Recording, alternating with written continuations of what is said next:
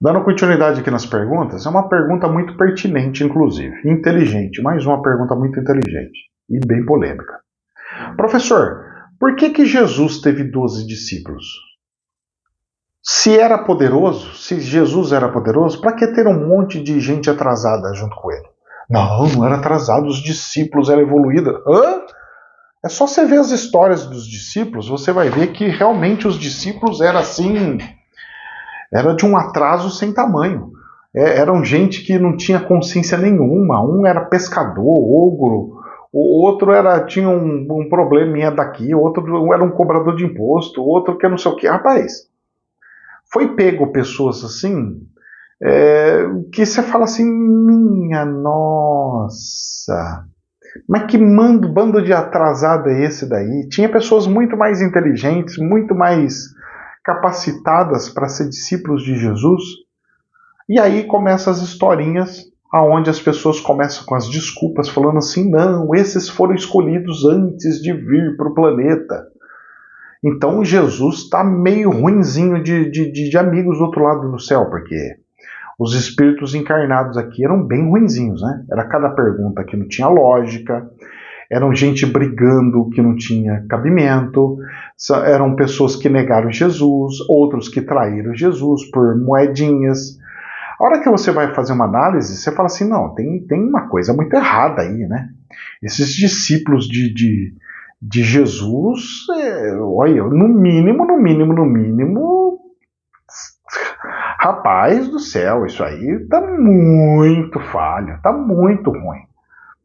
Então, quando a gente pega e faz uma análise, colocando Jesus como se fosse um ser maravilhoso, um ser super evoluído, e a gente começa a perceber que essas pessoas, esses discípulos, esses 12 discípulos que seguiam Jesus, eles eram totalmente falhos, eram totalmente ogros, eram na verdade burro de carga, eram sei lá o que pode falar.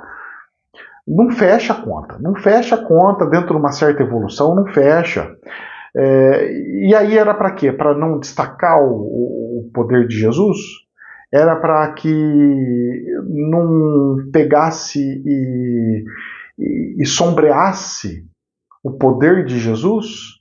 Ou era para que na hora que fossem dados poderes para eles tirarem demônios e tudo mais, pudesse marcar mais a sociedade? O Zé Ninguém conseguiu tirar um capeta.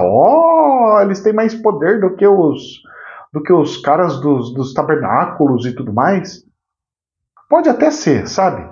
O que eu não consigo entender é a ilógica muito grande do plano espiritual em ficar colocando pessoas com baixas capacidades, com baixíssimas capacidades, seja intelectual, seja pessoas com até atrasos de postura, de moralidade, que não sejam tão altos, para poder ficar fazendo missões, para poder estar do lado de Jesus, para poder estar, sabe? É como se fosse muito mal aproveitado as oportunidades para estar com Jesus, por exemplo, para poder executar uma missão, executar uma obra, alguma coisa do gênero. Eu vou falar uma coisa para vocês. Quanto mais eu estudo a Bíblia, mais eu percebo ou a falha do plano espiritual ou que a história está muito mal contada e nós temos um atraso muito grande na sociedade para que o espiritual faça com que a gente fique brincando ainda de brincadeirinhas de criancinhas no réu primário, porque não fecha.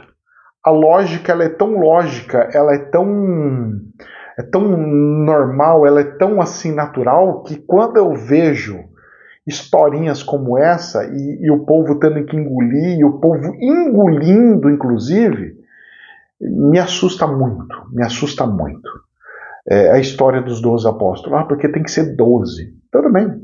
Se fosse 11, iam criar um monte de historinha, eram 11. Se fosse 13, ia criar um monte de historinha, eram 13. Se fosse 14, ia criar um monte de historinha, eram 14. E eu com isso? E o que vai mudar isso daí? Se é 10, se é 12, se é 11, o que é? Porque mandamentos eram 10 mandamentos. Por que ele não usou 10 discípulos? para simbolizar as 10 leis de Deus, os 10 mandamentos. Entendeu? Então não fecha muita lógica e não fecha muitas coisas. Aí se cria um monte de teoria maluca, vai engolindo, o povo vai engolindo, e a gente fica criando um monte de religião baseada em Nárnias e tudo mais do que existe no planeta. E os trouxas vão andando, e a gente vai andando, a gente vai fingindo que está tendo evolução, e no fim a gente não tem evolução nenhuma da espiritualidade. Que Deus abençoe, jamais a verdade absoluta, somente um prisma. Namastê.